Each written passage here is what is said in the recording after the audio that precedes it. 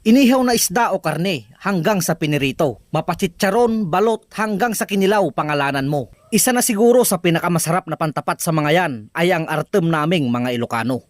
Nakabili na ako nung nakaraan ng punla ng talong at sili. Kaunti lang ang binili ko dahil sabi ko nga, pang sariling konsumo lamang naman. 20 puno sa talong at ganun din naman sa sili. Mga nasa 4 na araw bago ko iyan na pagtatanim, gawa ng masungit na panahon at diretsyong pag-uulan ng malalakas. Mabuti na nga lamang at hindi nalanta o nasira ang mga binili kong punla. Dahil kung nagkataon ay sadyang nakakapanghinayang din naman talaga. Pagkatapos ko nga sa pagtatanim at pagdidilig, mamimitas naman ako ngayon ng bunga ng aking mga sili. Sadyang napakagandang tignan dahil nga hitik na hitik sa bunga at nagsisihinugan na rin ng iba. Pinipili ko lamang pitasin ang mga bunga na hinog at magugulang na. Dahil gagawin ko itong sukang manghang kung tawagin sa Katagalugan. At artem naman ang popular na tawag namin dito sa Kailokanuhan. Nilalagyan ko ito ng dahon ng laurel dahil kakaiba ang taglay nitong bango at nagbibigay ng kakaibang lasa sa suka. Isang pirasong dahon lamang bawat bote ang inilalagay ko. Optional lamang ito kaya pwede nyong lagyan, pwede na namang hindi.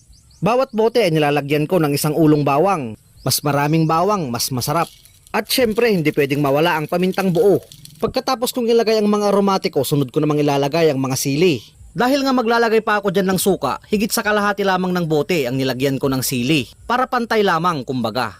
Patapos na nga ang trabaho, nawala pa ang imbudo. At ito nga, nasubok na naman ang aking pulso. Adado lang mo dyan na balang, ng dyan na panjin de bote. Ito na po yung mga nagawa ko na bago. Talagang mahilig po talaga ako sa sili. Maski sa pagluluto po, hanggat maaari, laging may sili. Pero kapag meron po yung mga anak ko, hindi ko na po nilalagyan. Kumbaga gumagawa na lang po ako ng sarili kong sausawan. Pagkagawa po ng mga ito, ang ginagawa ko 3 araw po bago ko po gamiting sausawan. Yan, ito po hindi ko binebenta mga bossing, ang kulang na kulang pa po ito. Sariling pangkonsumo kasi talagang mahilig po kami sa sili.